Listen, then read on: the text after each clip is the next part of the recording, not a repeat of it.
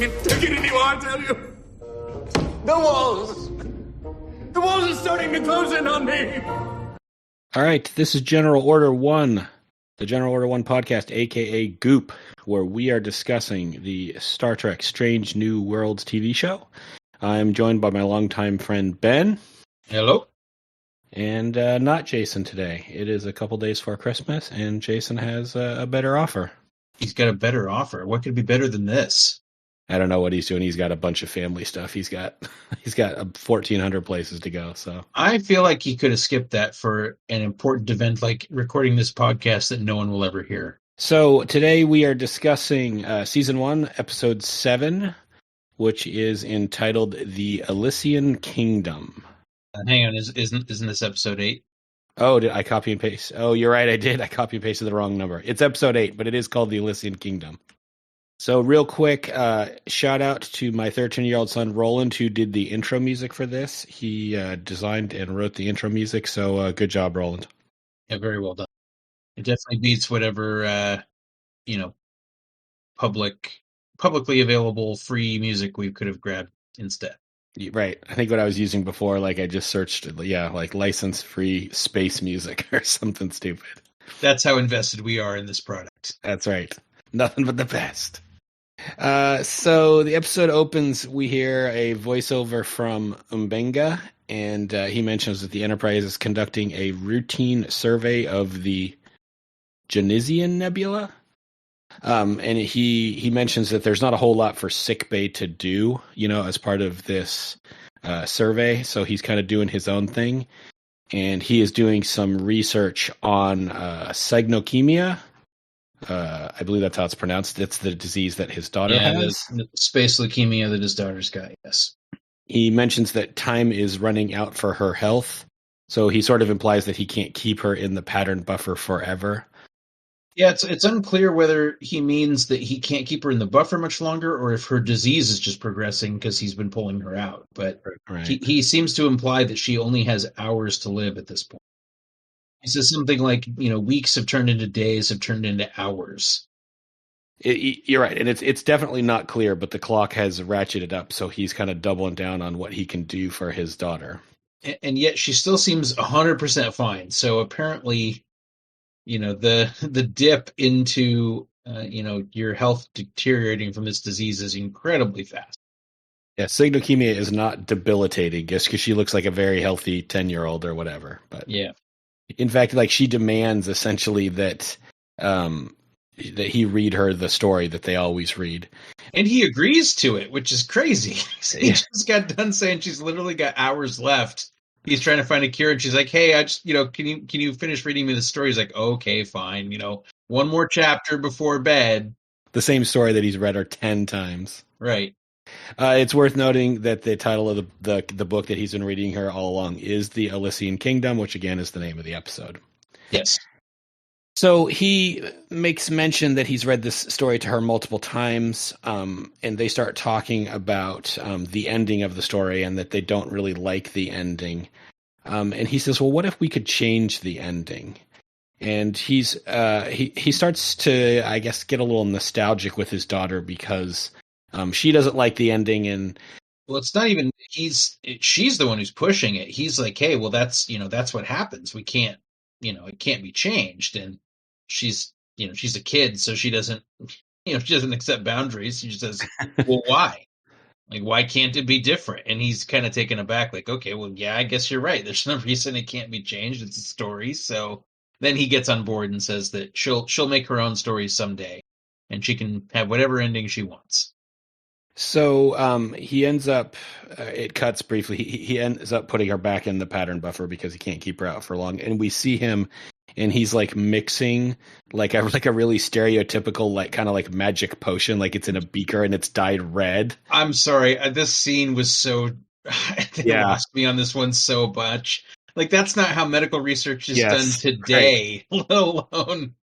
Yeah, I wrote that down too because he has an actual mortar and pestle. Like, no one has used a mortar and pestle for that kind of stuff since he's got a Erlenmeyer flask. He's like pouring liquids into, and it's so rudimentary. Like, why? Yeah. Indeed. The one thing that was cool is like at one point he mixes like some powder and some chemicals and it explodes like into a gas up into his face. And the ship, or I guess sick bay or whatever, like automatically erects like this dome shaped force field over it to contain it. Yeah, I mean, the implication being that it detects there's this hazardous substance and it automatically isolates it. So yeah, that part was cool.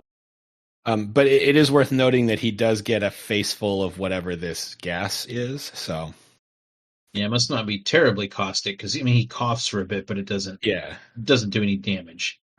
Right about then, Una comes in and she wants to check with him. Apparently, there was a landing party post this routine survey mission that has come back from the surface, and they have not been cleared for duty. They need to get a medical clearance before they can start their shift. And he's kind of like half asleep when she comes in too. So it's been a while. He's been standing at this workstation for hours, is the implication, and kind of nodded off when she comes in. Oh, I didn't get that. Oh, interesting. He's not like got his head on the table or anything, but Yeah. he's kind of just like hunched over a bit and just kind of staring down at the tabletop. So Huh. he's zoned out or he's thinking deeply. But yeah, a couple of things here. First of all, she does take a minute to kind of lightly admonish him that, you know, she understands that he's got duties to his daughter, but he's also got duties to the crew. I feel like she probably would be making a bigger deal out of the fact that he's completely blown off his duty. This seems like he's awfully compromised at this point. Yeah, it seems like, well, regardless of what he's working on, yeah, if I think at one point she makes mentions that like this away party has been waiting for hours, and she comes in, he's like, "Oh, you're working on your daughter's thing? Okay, it'll wait a little longer." Like, Right. Well, she sends him to bed, which is, I yeah, mean, she kind of gets that he's not doing anybody any good right now because he's exhausted. But yeah, we're getting to the point where she probably can't keep this between them for too much longer. yeah, She's going to have to tell Pike if their doctor is not at 100%. The other thing is, where's this landing party landing? It's a nebula. yeah, right, exactly, exactly. Um, the next thing, so she orders him to rest. She, you know, because he volunteers. She's like, "I'll go do the landing party right now," and she says, "No, you're no good." She orders. I think she suggests that he should go rest, and he was like, "No, it's fine, I can do it." And then she says, "You know, okay, take that as an order." So she lays the hammer down and says, "You need to, you know, get your head back in the game." Yeah, so she's got some good exo chops there. Yeah. We cut to the bridge. And Pike makes mention that they have retrieved all of the buoys, so they're again doing some sort of survey mission. And I thought Pike had a cool line. He says, "I could get used to this. No battles, no chaos, just scanning a nebula and focusing on the science. Nice change of pace, wouldn't you agree?" Yeah. Which, I mean, yeah, I mean, just in the episodes we've seen, like they've almost died, you know, how many times? So it's probably nice just to be like, "Oh, look, there's a gas over there. Let's go check it out for a week." Right. I've always thought it would be interesting if they did, and they kind of did this in Next Generation once or twice. If they did an episode where the stakes just aren't that high and there isn't some huge disaster of the week, where there's just a routine science mission they're doing, just to show us that it's not all, you know, phasers and photon torpedoes in Starfleet. Just something totally mundane. Yeah. Yeah, I mean, their primary. I mean, every episode starts with like they're charting this system, or they're exploring this nebula, or getting readings on a supernova, or whatever it is. So it'd be nice to see them spend time doing that. It wouldn't be good TV. I mean, I get it that they'd never actually be able to do that, but it just would be nice sometimes if things didn't get crazy. Yeah, right. I could see they could work something into an episode. Yeah. So the buoys are pulled up and they're gonna get the heck out of Dodge. Pike tells he calls Ortega's Erica. Yeah. He says, "Erica, set a course for McNair Starbase." So this is kind of becoming a normal thing, which is interesting. I do like that Ortega's like hits back at him and she says, "Are you going to say the thing?" Yeah. And I was kind of, and he pauses and Pike goes, "Hit it." Yeah. So he's clearly got a catchphrase that the bridge crew has copped to here. The Enterprise cannot go to warp for whatever reason. It just doesn't work. They call Hemmer. Hemmer says, "Hey, I don't know, the warp core's fine. It's not me, it's you," kind of thing.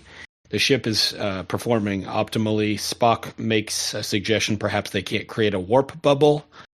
I think it's worth making a slight detour here that due to the laws of physics, you cannot travel faster than the speed of light, but warp travel is indeed faster than the speed of light. So the way Star Trek gets around that is that they create these warp bubbles around the starship, and they essentially shorten the distance between points so that they're not actually traveling the same distance. Anyway, it gets hand wavy, but basically these warp bubbles change the laws of physics so that the speed of light is faster. Yeah, right. So I don't know. I'm sure it's explained somewhere in some manual. It's not important, but the point is that they have to form this warp bubble around the ship to go to warp is the only way to travel faster than the speed of light. Spock suggests that maybe they can't because they're in this nebula. Right about then, they suggest going to impulse because maybe the warp engines aren't working. The whole ship takes a big, not a shock, like it gets shaken. Jolted. And Ortegas basically falls over and takes a console to the temple. And she's down. She's out. Yeah, she's going to have like a major concussion kind of thing. And right about then, Pike runs over and then he calls M'Benga to the bridge, and we see Ortegas lying on the ground and her temple is bloody and she's going to have a bad day.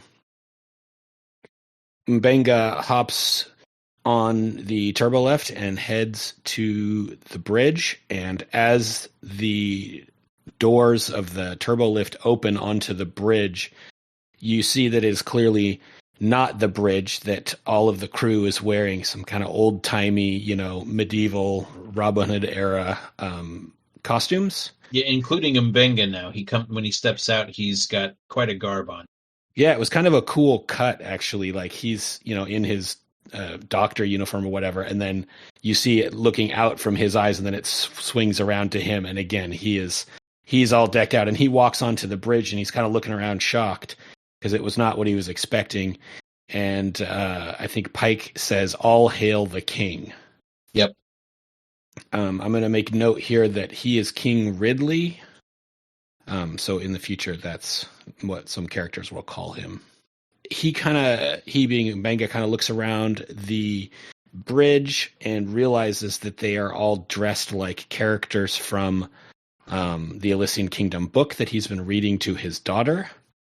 So he's starting to put two and two together that, clearly this is some sort of hallucination or, he's not sure. He says, I believe he says, "What the hell?" and then it cuts to the credits. Oh, really? Yeah.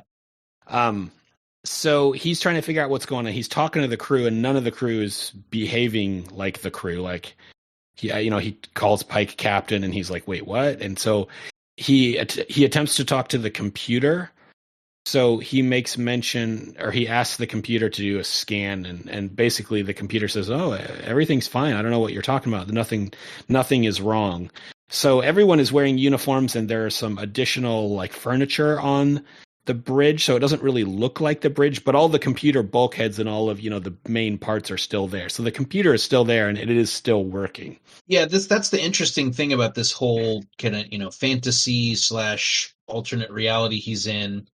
Everything's still there. It's just covered up with extra stuff. So the bridge is still the bridge, but it's got all this foliage and, fantasy gut up. But so it's kind of like the whole Enterprise is doing cosplay. Yeah, it kind of looks like a bad play. Just like there's set dressings around, what it would normally be the real bridge. Right. But I thought the design team did a great job on this because it's different than what we typically get with something like this, where we would just jump to some other world and everything would be different. Instead, we're still in the Enterprise, but it's changed considerably.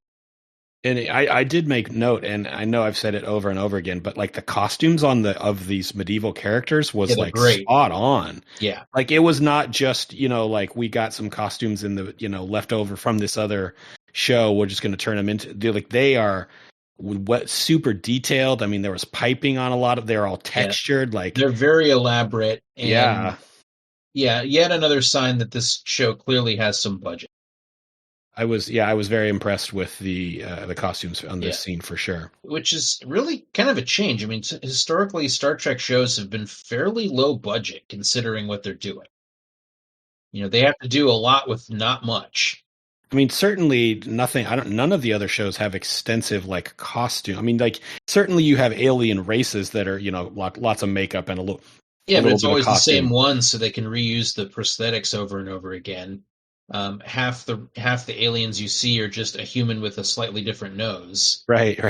They have the same 5 or 6 shots of the Enterprise model going to warp that they just use in perpetuity.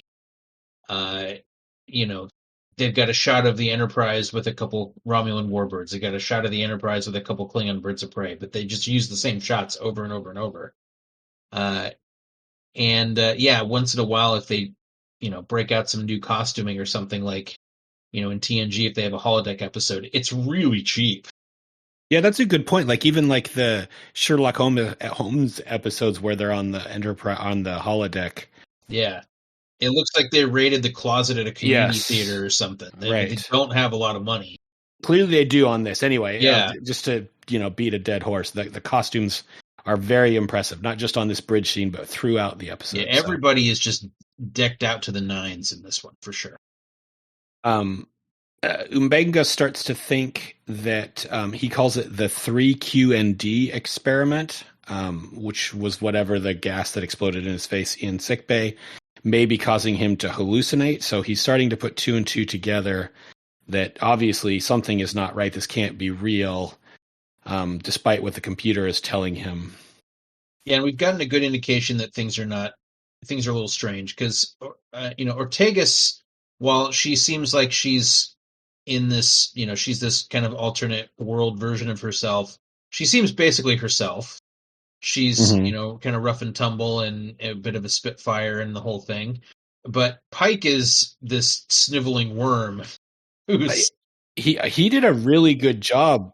I was really impressed with like just how weird he played that character. Yeah, Anson Mount's having some fun in this one.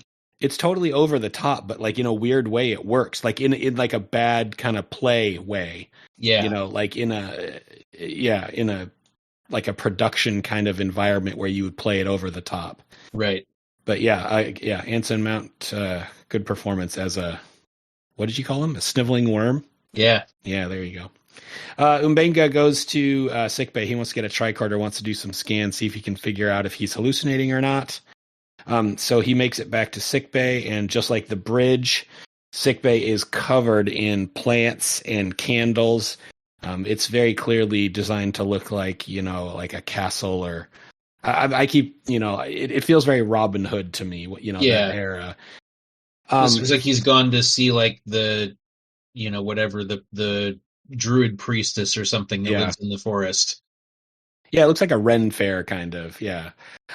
So he gets his tricorder, and Nurse Chapel is there, and he scans her first, just to see if he can figure out what's going on with the crew.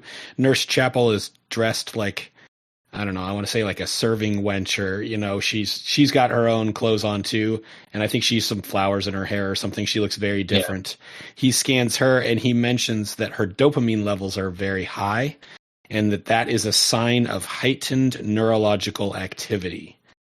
So the crew is healthy. I mean, they're not, from what he can tell, things are mostly working as they should, but there's a lot of neurological activity going on at least in Nurse Chapel. Yeah. He also scans himself, finds that he's completely healthy, and he does not have a raised dopamine. So he's now kind of identified the difference between him and the rest of the crew, but has no idea why. Yeah, it's worth noting that Umbenga's run into, I don't know, probably half a dozen, maybe a dozen members of the crew now, and they all are part of whatever this hallucination is. He is the only one that realizes that things are not right. Yeah, as he's walking to sickbay, he passes a couple random crew members who all bow to him and, greet the king. So, yeah, it's widespread. We end up meeting La'an. She walks into... I think she walks into sickbay. Yeah. And she is playing Princess Talia, who is basically the main character from the book. and she has a dog whose name is Runa. I don't know if that's important, but I wrote it down. I just thought it was interesting that they brought a dog into the set. I know it's hard to work with animals, and the dog really brings nothing to the story. Yeah, but it's a very well trained dog because it just sits there and never barks or does anything. So It's essentially a set piece, and I was just like, why would you go to all that trouble to get a dog if it doesn't have any part of the story? But anyway. Hey, they're letting the crew. This is the episode where the cast gets to cut loose. Maybe Yes. maybe the actor really just wanted a dog. I wonder if that. I wonder if that's like her dog or something. And She's like, fine, I'll put on this crazy dress and act like an idiot, but I get a dog. I get to hold a dog during the shoot. There you go. Well, all right. Yeah, this is a total 180 from Luan.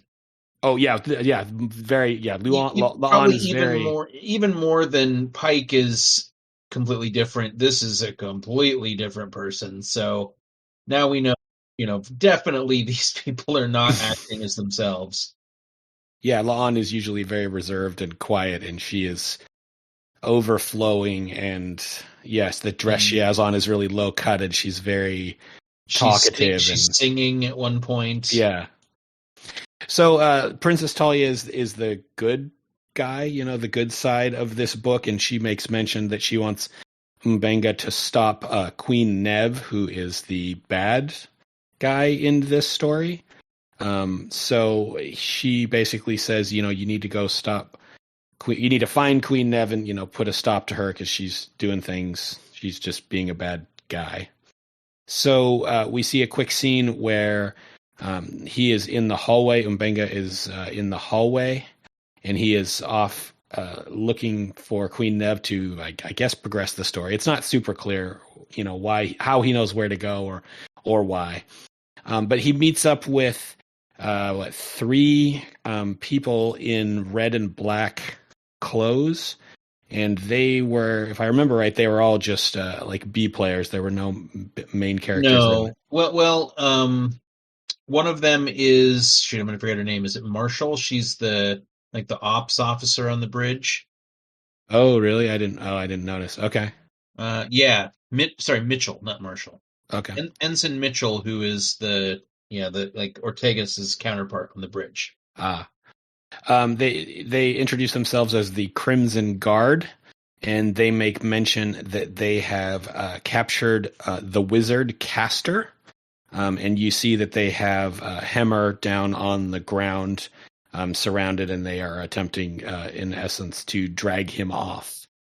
M'Benga, or actually, I think Hemmer starts talking, and he's like, "What is this? Is crazy!" Like he's not in character, and so M'Benga is able to realize that Hemmer is not affected by whatever this confusion that's going on. So as of right now, Hemmer and M'Benga are the only two members of the crew not affected. They do ultimately end up, they being the Crimson Guard, dragging Hemmer off because they just what's the word? They are more armed. Outnumbered. The other guys don't have any weapons, and they just say, "Hey, we're doing this." So. Yeah, so M'Benga has to regroup because up until this point he hasn't come up against any opposition, but clearly now they are armed. Oh, it's worth noting, I think it goes without saying, but they're armed with swords. There's no phasers or anything like that. This is all very in character, in universe, that they hold off M'Benga with some period piece swords. So we see, it cuts back to Pike's planning room, and there are candles on the table. So the lighting is very low, so they're playing up the medieval aspect. And Pike, M'Benga, Ortegas, and La'an are basically hatching a plan to rescue Hemmer. There was some funny play. Ortegas gets out her sword, and she makes mention that her sword is named Starfall. Yeah. And I think La'an says, "Oh, that's a dumb name for a sword," or something like that. Yeah. There's a lot of back and forth at this point between Pike and I can't remember what Pike's, Sir whatever he is, and Ortegas. Their two characters clearly hate each other, and they insult each other a couple times. Right. So they basically hatch a plan to go and rescue Hemmer. Mbenga convinces La'an and the dog to stay because in this world she's the princess. She's very, I want to say, fragile. Yeah. So he convinces her to stay. But Ortegas, again, with her sword, Starfall, is very eager to go and knock some heads. So there's a little juxtaposition there because that's really the role that La'an should be playing because she's the chief security officer and she's clearly the one that's most trained. But in this episode, they do a little flip. Right, and Pike says, hey, well, I'm going to be more useful to you back here, so I'll just go back to the castle. He's trying to weasel out of going along, right? Yeah. And this is the first. I think this is the first mention of the Mercury Stone, or they've mentioned to him before. They've told him that they need the Mercury Stone. He doesn't know what that is. He knows it's some kind of weapon, but he doesn't know where it would be. And they tell him he's got to go get it, and he tells them that Hemmer has it or knows where it is. So that's how he convinces them that they need to go rescue Hemmer. Yeah, I don't think he knows what the Mercury Stone. He knows it's from the book. It's right. Sort of the it's the sword and the stone of whatever the story is. So it's an important piece, but he doesn't know how it's going to play in this real scenario that's unfolding. Right. Let's see. So they decide to go on their quest to rescue Hemmer. So they go down. I think there's essentially they reuse the same hallway. I think they did sickbay, they did the bridge, and then this one hallway they made them look medieval. And so they go down this probably what I assume is that same hallway, and they meet the wizard Pollux along their way on their quest, and it's Spock with like long hippie hair.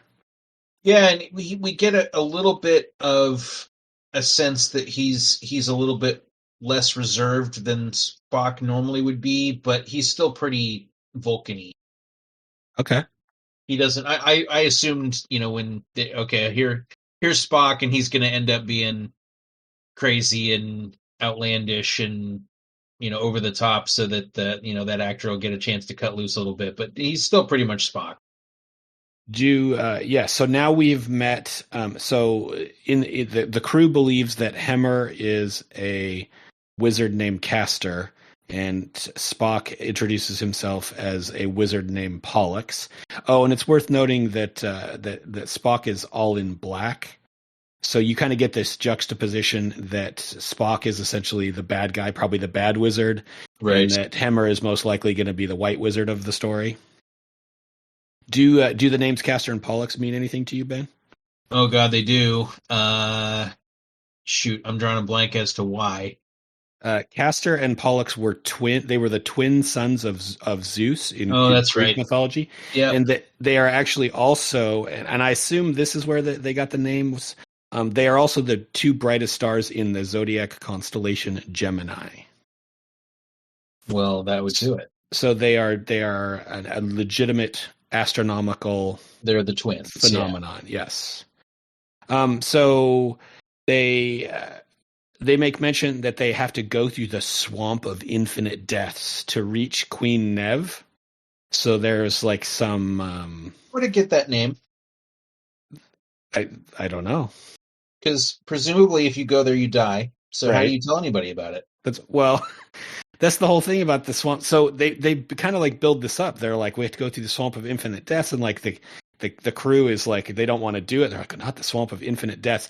And literally the next scene is they're in front of Queen Nev. Like there's no mention of. Yeah. I wrote so much for the swamp of infinite deaths. It's like literally they just bypassed the entire thing. It was separate time. It had to be because it wouldn't make sense otherwise. It's just funny. They're like building it up, and then it's like, oh, okay, now we're here. Yep. So we see Queen. They've met Queen Nev now, and it's Uhura, and she has like this crazy, like kind of white dress with like, like these weird like shoulder. I don't even know how to describe it. Yeah, she has a really cool costume on, like this 3D printed kind of helix type thing that comes off of her shoulder pads. Yeah. And she's her makeup is cool. Like she has gems on her. Yeah, she again, costume people, the makeup people on this episode did a really good job. So ultimately, what ends up happening is Spock sells them out to the Queen. So he, started out, telling them that he would help them, and it was like, oh, but it was all a trap. Yeah. So Queen Nev basically says, she's like, I want the Mercury Stone. Tell me about the Mercury Stone. Where do I get the Mercury Stone?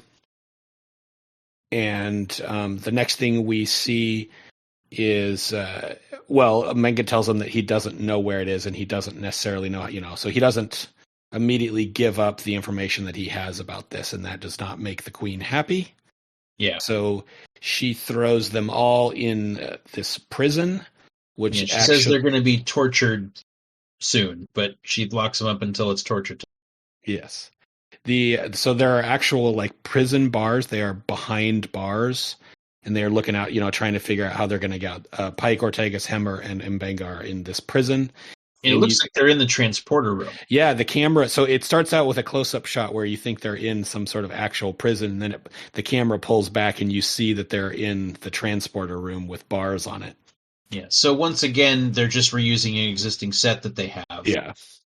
So it's a clever bit of, getting to use resources and not have to make all these new sets or do a bunch of CG, but it really worked. Like it was really smart to do it that way.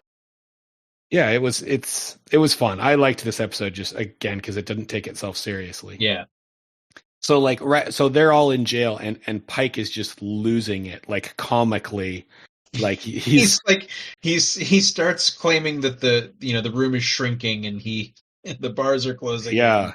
It seems like they've been in there about 30 seconds, and he starts to completely lose it. Yeah.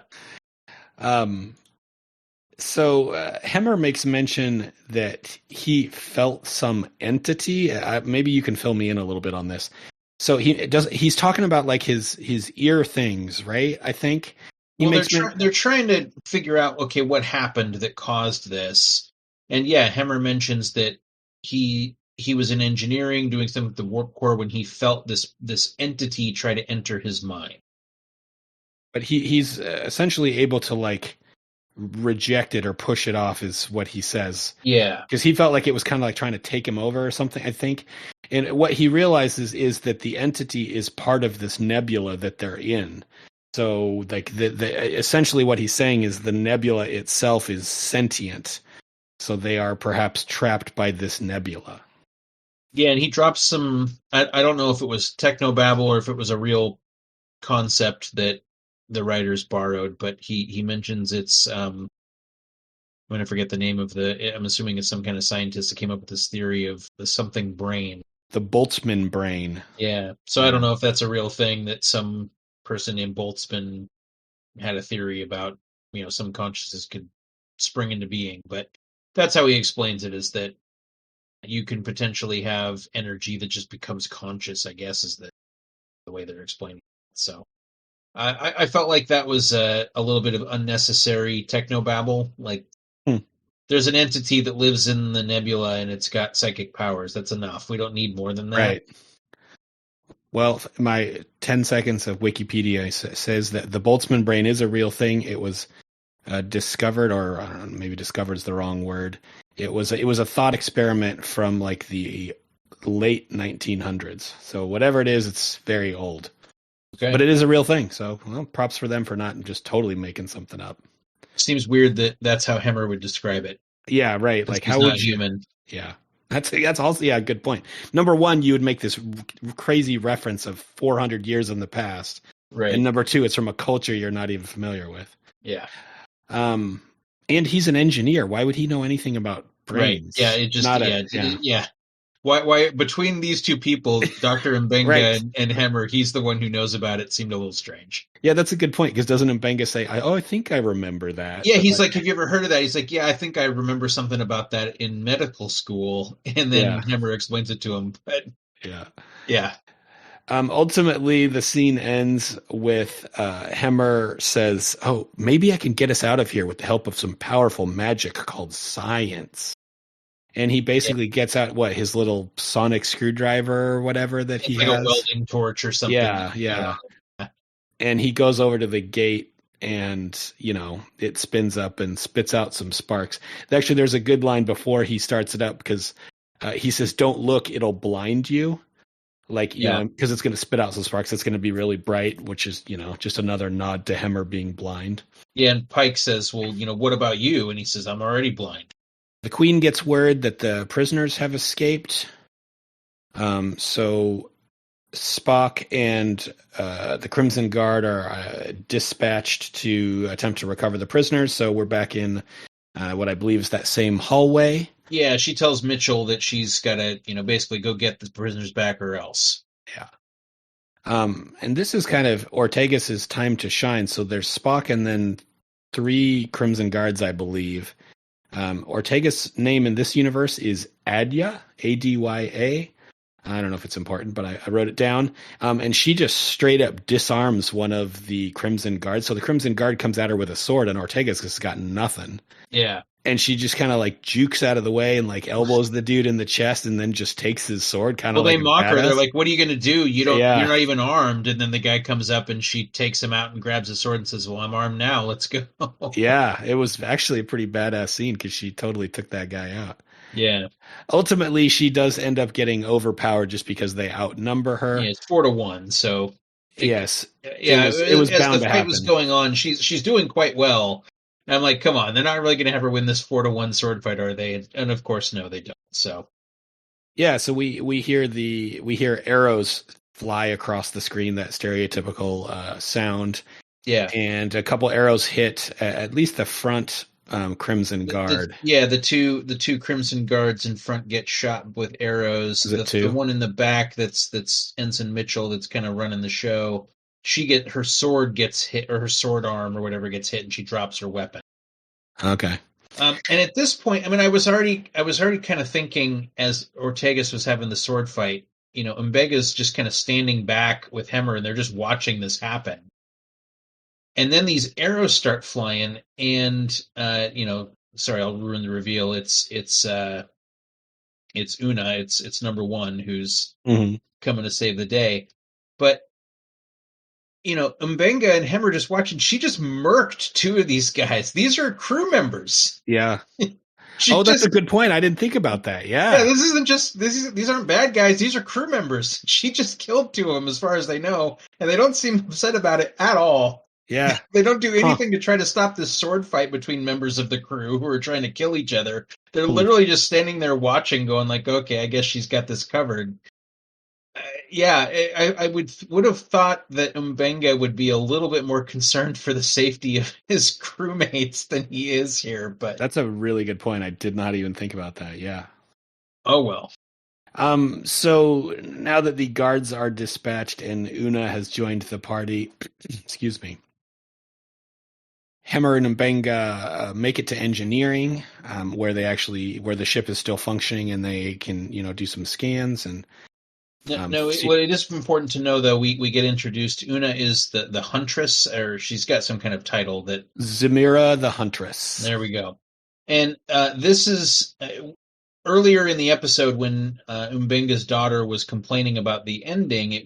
She didn't like that the good guys didn't all work together. Was her big beef, and she wanted I can't remember who Ortegas' Sir whatever you said it just a second ago. I think it was Adja. Yeah, she wanted Sir Adja and the Huntress to team up. Yes, and Mbenga said, "Well, that doesn't happen. Sorry, like that's not how the story goes." And now we see they're teaming up, and the Huntress shows up, and they've got some banter. So these 2 know each other and have worked together before, which is in contrast to how Mbenga told the story before. Yeah, I think that's right about when Mbenga realizes, right? Doesn't he say something to the effect of, "Oh, you guys would know each other in real life, but you definitely don't in this book." So yeah, and they're like, "What are you talking about? We know each other quite well." Is how the Huntress puts it. So, that was kind of a weird line. Yeah, where she it's pretty clear as they're getting this banter back and forth that they have some kind of romantic attachment. Right. So, they use the computer console in engineering. They scan the nebula, and they find evidence of a single life form, including activity including brain activity, and yet there is no sign of a physical body. So Hemmer is able to determine that, yeah, there is indeed something out there, and somehow they're able to determine that it's a life form, but it is not a physical, corporeal body. Yeah. Umbenga says, a consciousness without a body. So I don't know. I kind of drew like some, and maybe I may be reaching here, but that's essentially what Umbenga's daughter is, right? I mean, she's a consciousness without a body. She's this little girl, kind of. I mean, she's not aware while she's in the pattern buffer. So I wasn't sure if they were trying to make that connection. Maybe I'm drawing lines there, but no, I think that's they're going for that to a certain extent, but it's a bit of a stretch. Yeah, it's not a one-to-one connection. Hemmer suggests, so basically they determine that they think that this entity has essentially read Mbenga's mind and found this story and put the story together. And so he suggests that they break this telepathic connection between this entity and Mbenga, and he like immediately goes to, well, what if we hurt Mbenga and that might distract him? That's his first idea. Yes, right. And Una pops up and she's like, well, I could shoot him with an arrow if that helps. So I mean, they've already shot 2 other crew members. I guess. So actually, and then they figure out that Una or Ortegas know each other, in this version of the story, but not in the book. And then they realize that perhaps it didn't come from Mbenga's brain, but instead from his daughter's, because she would know that they were friends in real life. And like you said, she wanted to change the story. So Mbenga basically barely dodges getting shot with an arrow because they realize that it may not be him. It may be his daughter instead. Right. They make a quick run to sickbay. They're going to check for Rukia, and she is gone. She is not in the pattern buffer. They look at the logs, and she was beamed out at 8:45 in the morning, but she has not left the ship. She is somewhere on the ship. They just don't know where. Right. And Mbenga's pretty frantic at this point because, his daughter is missing. It's not fun. Yeah, no, he's got a lot going on, and he has to worry about his 10-year-old daughter.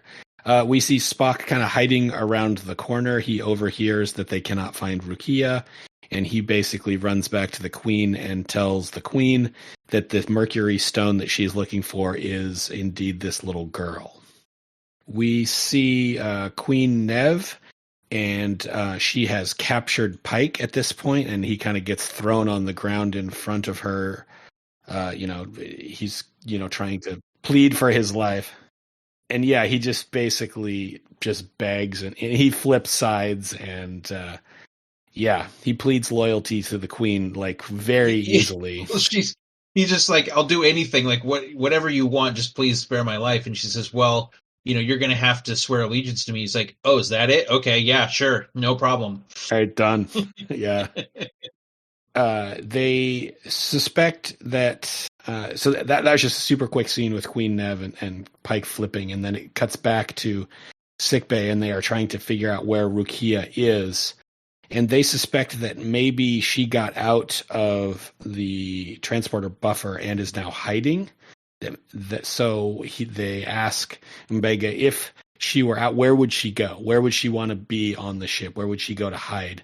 And Mbenga says, well, she always wanted to go to my quarters, and I always told her that I would take her there when she was feeling better. Yeah, there was a scene at the beginning. Well, I mean, that whole time when he's reading the story to her at the beginning of the episode, she specifically asks to go see his quarters. And we get the impression this isn't the first time she's asked. And he says, no, we've talked about this. You can't go to my quarters because you got to go back. So they decide that that's probably a logical course of action, and they're going to run to Mbenga's quarters and see if she is there. And lo and behold, in the same hallway, they meet Pike. And at first they are kind of, they're happy to see Pike because he was on their side, but he has now pled loyalty to the Queen, so it turns out to be a trap. Yeah, he immediately pulls a knife and holds it to Mbenga's throat. Mbenga says something like, oh yeah, like, I guess I shouldn't be surprised he betrayed us because that's what he did in the book. Yeah, it was great. He's like, dude, you read this book like 100 times. Why did you not? Why would you let this guy out of your sight for a second? Right. First thing you should have been, thing one should have been, all right, Ortegas, tie this dude up and just dump him in a corner somewhere. Yeah. Oh, well. Yeah, Ubenga is upset at himself because he should have known that and he didn't. So Ubenga actually attempts a bluff against. Well, sorry, real quick. There's a line. He's like, yeah, I should have known that. Like, man, I've read this book a billion times. I really should have known that. And yeah, you should have. Yeah, right. And Hemmer, who's the biggest curmudgeon in the galaxy as far as we've seen so far, is like, hey, it's okay. Don't beat yourself up. It's like the nicest thing he's literally ever said. Yeah, but I'm like, really? Like now when he's made this really boneheaded move, like now's when you're gonna have some empathy for your fellow crewmate? Okay. So Umbenga's trying to think outside the box, and he's got to, get out of this scenario. And he starts with like this blustery speech that he is going to bring down the power of his entire kingdom upon them. And, he's basically saying, I'm not somebody you want to mess with. He had a good speech. I mean, he did. And this was really good. So Bruce Horak, the actor who's playing Hemmer, he does a great job of acting like someone who has no idea how to act. Oh, interesting. Okay. So he's stumbling and trying to find the word he wants, and he's not good at this. Ultimately, like Umbenga tries to bluff his way out of this, and they don't take him seriously. They're like, okay, yeah, whatever, like because they think he's just a king. Like they're not taking him seriously. So like Hemmer kind of steps up because remember everybody thinks Hemmer is a wizard, and he's like you said he's kind of bumbling around and he's trying to bluff his way through this, and he basically threatens that he's going to do a magic spell, and ultimately he ends up pulling out his communicator and he like holds it up in the air, kind of gives it a couple flourishes, and he talks up this big thing, and then he hits a button on the communicator. Queen looks really worried for a second, like, oh geez, he's this guy's really powerful, he's about to unleash on us. And Pollux, Spock, says, he's bluffing, he doesn't have any magic. So she looks real smug for a second. I wasn't expecting anything because I mean, all he has is a communicator. I'm like, what's he going to do with this? Like, where's this going? But ultimately, it works. Like Hemmer is a guy who bluffs like that. This whole like, I'm just going to try to like make something up and fumble my way through. That doesn't seem like Hemmer's style. So I assumed he had some kind of engineer's trick up his sleeve. Yeah, indeed he does. He hits a button on his communicator, and all the bad guys essentially get beamed to Cargo Bay 12. The worst of all cargo bays. Yeah, right. The feng shui in there is really bad. Is it? Yeah. I mean, you thought Cargo Bay 10 was bad? Oh, man. Whatever does, it works, and the hallway is now clear, so they are able to make it to Umbenga's quarters. And indeed, Rukia is there. She has a very nice little princess dress on as well. Yep. And so he immediately tricorder scans her. I'm assuming he's attempting to see if she has, she's hallucinating or has, was it, heightened dopamine or whatever. The dopamine levels, yeah. And he notices that she has no trace of the cyanochemia that she did, that he's been attempting to cure. So apparently, like one tricorder scan told him everything about. Anyway, I just thought it was weird. That was like the first thing he was looking for. Well, you've got a tricorder that can tell you every piece of medical knowledge about a subject you need to know in about 10 seconds. Yeah. And you also need to use beakers and flasks and indeed, and a mortar and pestle. Yeah. Rukia mentions that her friend, and I'm using the word friend in quote fingers, woke her up and made her better. So they have a little conversation with her, and they basically determine that her friend is the nebula, essentially, and it detected. I don't know how to say it, because it was she was lonely, yes, like me, and she let me out. Is basically what she says. Yeah, so Hemmer offers himself as a communication conduit for the nebula. Like they kind of look out the window and they see the nebula, and he says, "You can communicate through me But I think at one point he says, be gentle or whatever, because he doesn't know what's going to happen. Yeah, earlier in the episode, Mbenga had asked if he could make contact with the being, and he said, I might be able to, but it was really unpleasant before the brief contact I Oh, had. yeah, good So point. it would feel like having like my brain pulled out of my nose if I was going to do it again. So he's very reluctant to do it, but now he's agreed to help Mbenga and his daughter. So the entity / nebula does indeed communicate through Hemmer, and it does mention that the entity detected Rukia in the pattern buffer and that she was lonely and sad. And so was the entity, because whatever it is just floats out here in space and doesn't have anybody to play with. So it empathized with her and ultimately created this universe fantasy for her to play in, because it basically read it in her head. The entity basically makes mention that that Rukia is healthy, but it's the nebula that's keeping her healthy. That if she leaves proximity of the nebula, then her cyanochemia will come back and she will not be healthy anymore. Yeah, then the nebula kind of calls out Mbenga and says, hey, you've had your daughter locked up. You're kind of treating her badly. And he says, no, I'm just trying to save her. And you got to let us go. You can't hold the ship like this. And she drops the bomb that, hey, if she leaves, she's going to die. At one point, they say that her body is ill, but her consciousness could stay. So her body is what's sick. Her body has cyanochemia, but her consciousness is just fine. So ultimately what this entity is offering is that, hey, she can stay here. Like, I will, absorb her consciousness and she will live forever and she won't know any pain, and she'll just become a new being, essentially. Yeah. And they give that this is what she says to Mbenga, and he kind of has this speech in this very emotional moment about his daughter who's been trying to save forever, and he knows that time is going to run out. And ultimately he says that she can go, but it's her choice. He wants Rukia to make that choice. Mm-hmm. Which I think, as somebody that has kids, like, no 10-year-old is ever going to make the choice to leave their parent for anyone that they just met. Yeah, so. Yeah, I was, that part was like, okay, sure. She doesn't understand the ramifications of this choice. Right. I mean, there's nothing. I mean, little kids get scared easily, and the first thing they want is the comfort of their parents. So, like, when she was just like, yeah, okay, I'm going to stay here. I mean, like, 10-year-olds also have no concept of their own mortality. Like, that's not a thing she would be worried about. So, yeah. I mean, it is what it is. But ultimately, yeah, that rang a little false to me too.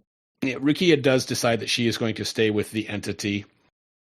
Mbenga, sheds a tear. He's clearly upset about this. I think he's also, happy at the same time, because this is, going to give her a little bit more life. But clearly, this is a very hard decision for both of them. Yeah, I mean, he's glad his daughter's not going to die, but we've been talking this whole episode. The characters have been talking this whole episode, and Mbenga in particular, about. It seems like the central theme of this story he's been reading, the Elysian Kingdom, is whether the king's willing to give up this great power that he has, the Mercury Stone, or whether he's going to get the princess, but he can't have both. And so the daughter is kind of like, well, this is stupid. Like, why does he have to choose? And Mbenga is kind of incredulous with her and says, well, that's the whole point of the story, is that he has to make a choice. At one point, doesn't he call Rukia? Doesn't he say, "You are my Mercury Stone"? Yeah, he does. Like, it's little we really hammer it. underhanded. Yeah, we hammer it home just in case we haven't picked it up at this point. But yeah, so now we've come to the part where it's Mbenga who has to make the choice of, are you going to let your daughter go and she can live, or are you going to keep her with you and she's probably going to die? So Rukia makes the choice to stay, and she sort of kind of like. I don't know, dissolves out the window, like out into this nebula. Like, I don't know, her molecules break up and go out the window to this nebula. That's what happens when you turn into a nebula. Sure. So like there's a very short pause, and you think like Mbenga's gonna have a moment, and he's gonna mourn the loss of his daughter or whatever, and then all of a sudden, like, she comes back in, like she kind of beams in, but now she's much older. Yeah. And she says So I don't know how old if Rukia was 10 when she left, she's probably 20 when she comes back, maybe. Yeah, or more. I mean, Yeah, and so Umbenga doesn't recognize her, and she says, well, time is different for me here. And she mentions Deborah, that she has named the nebula Deborah, which was her mom's name. yeah. And Mbenga gets pretty choked up at hearing. She basically tells him, that, hey, I've lived, I've had a lot of experiences, and like she said, the time is going faster. Ultimately she comes back. She tells him that she's happy and that, she's healthy and that it all has worked out, even though she's literally been gone for 2 seconds. And she literally says, you did the right thing. And she says, promise me you'll be happy. That there's just a nice bow on that whole, relationship, that he doesn't have to feel guilty about whether or not he made the right choice about letting his daughter go. Right. He gets instant confirmation that this was the right thing. Which, I mean, that could have been such a great plot line, moving forward. It really could have. It was, as that part of the scene was happening, I'm like, guys, this was a great opportunity for some character development. Yeah. And some interesting takes down the road. Did he do the right thing? Was that the best call for his daughter? Instead, he just immediately gets this like guardian angel to show up and tap him on the shoulder and tell him that he's a great person who did the right thing. Yeah, I mean, like he had that sort of special connection with, what was the last episode, with the golden child or whatever, because he related to that guy who was trying to protect his daughter, kind of thing. Like there could have been a whole like separate plot line about him second guessing his choice or treating, the crew members with kids differently or whatever. But anyway, it doesn't matter. Very neatly wrapped up. Yes. Almost like the fairy tale that it's based on. Yeah, maybe that's part of it. Maybe that's why, is they wanted a simple fairy tale ending, good beats evil, and just, okay. Ultimately, after that, so the scene ends and we cut to, actually, I guess we're still in Umbenga's quarters, and we see like Hemmer sitting on a chair or on the bed or whatever, and he comes to and he kind of holds his head and makes mention that he has a big headache. And that he doesn't remember anything. I think he says the last thing I remember was working on engineering or something. He says the last thing he remembers was when they got trapped by the nebula. So Umbenga remembers all of this, but Hemmer doesn't. And so then we cut back to sickbay, and everything in sickbay is normal. So all of the plants and all of the mortar and pestle and all those things. So that the Enterprise is back to looking normal. Yeah. All the medieval trappings are gone. And Umbenga is sitting in sickbay, and his voiceover basically says that no one on the crew remembers anything from the 5 hours that this adventure took place. He says the logs are empty, so I mean there's not even any records in the ship's sensor logs. There's just literally 5 hours of lost time.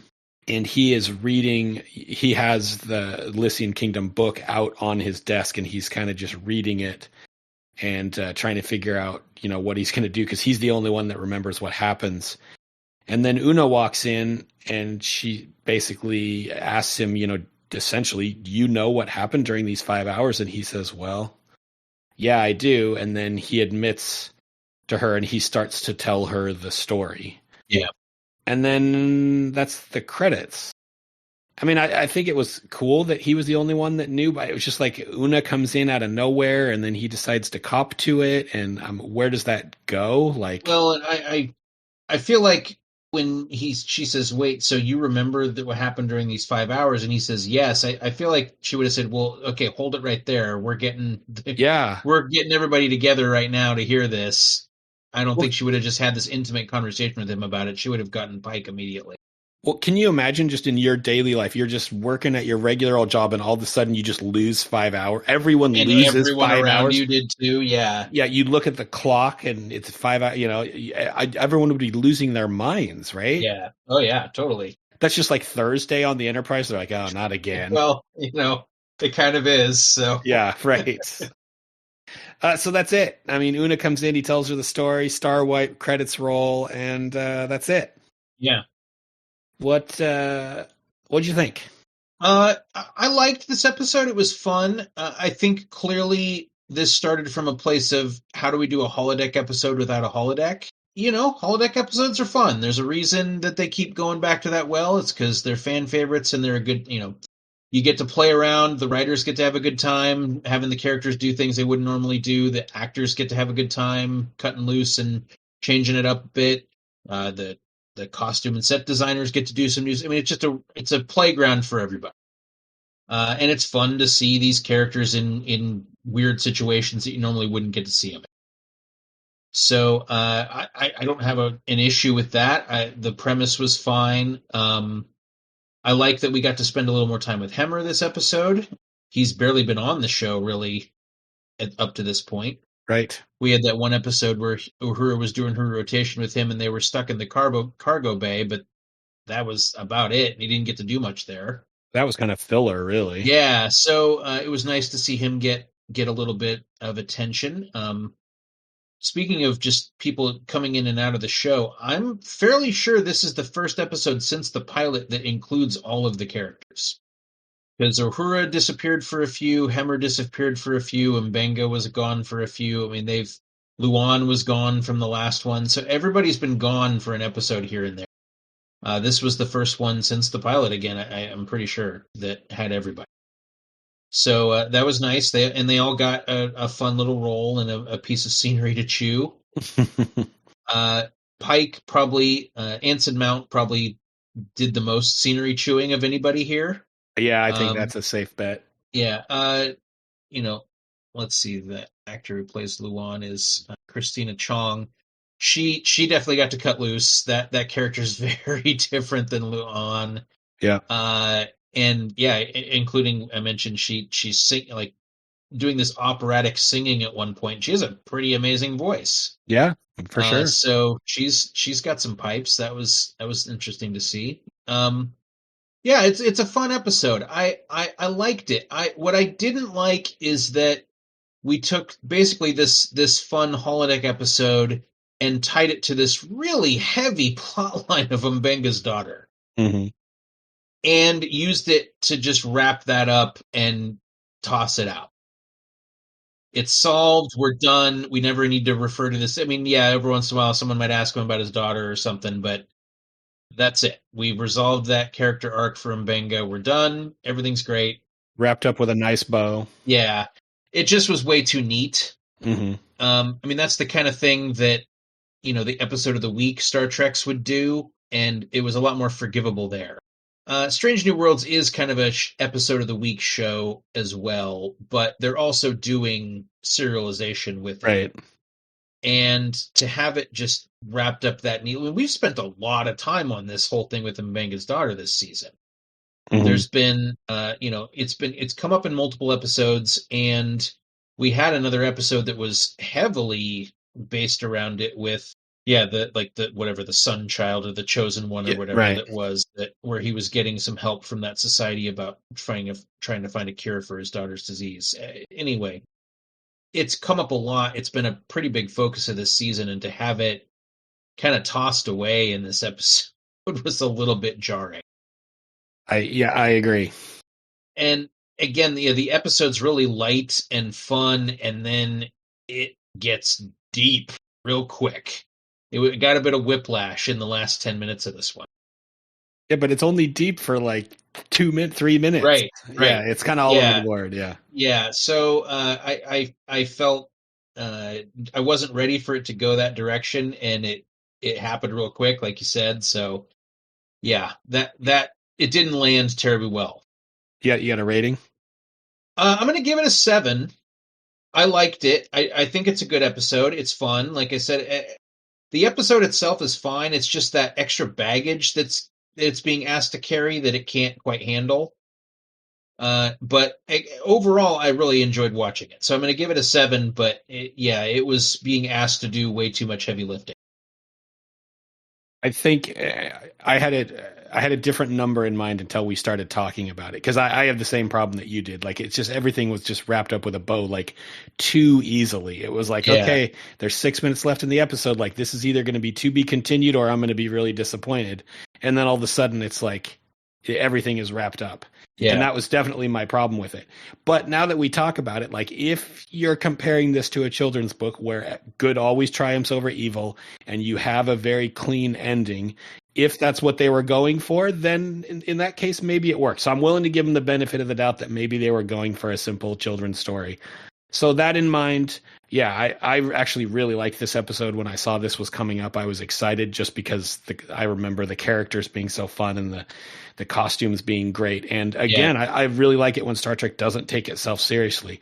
I mean, ultimately, we're talking about spaceships and lasers, and they can't all be heavy and serious. So it's kind of nice when they can, when you get one of those holodeck episodes with Sherlock Holmes or whatever, where like you said, the characters are able to explore a little bit and the costumes are able to be a little crazier. It's just you get to play a little bit in that universe, right? And I've talked on previous podcasts here about when Star Trek's at its best is when it's dealing with these really heavy morality plays. We had episode 6, which was Lift Us Where Suffering Cannot Reach. That's the one with the Holy Child. And whether, wrestling with the idea of, is it okay to sacrifice a child for the good of this society? I mean, there's some heavy stuff going on there.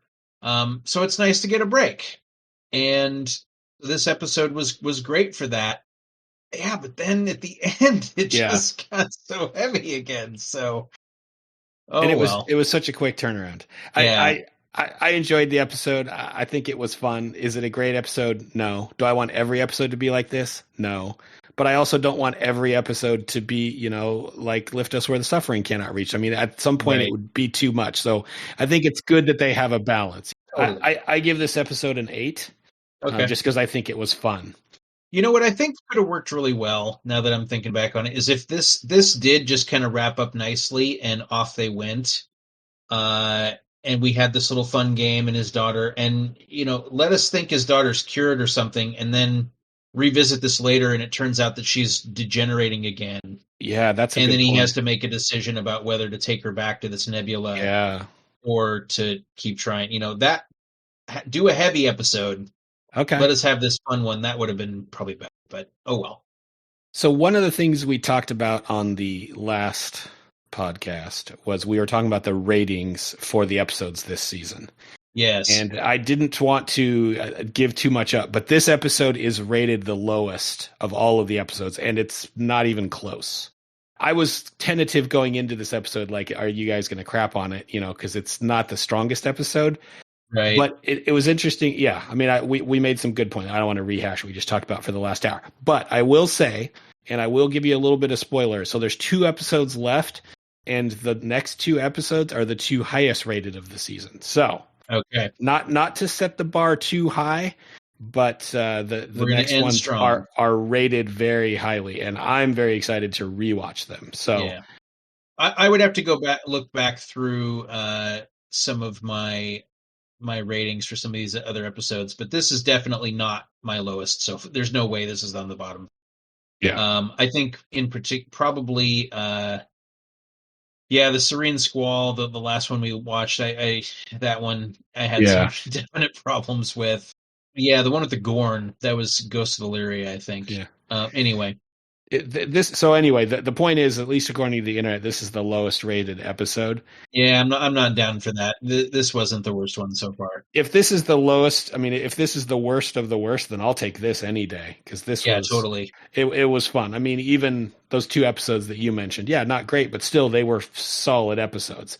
There's definitely been some stinkers in the Star Trek universe, but I don't feel like we've had any episode this season where I'm like, oh, that was just horrible, No, none of these approach anything like some of the bad episodes of Voyager, Next Generation, or nothing even in that neighborhood. If this is as bad as this show gets, that's a pretty dang good show.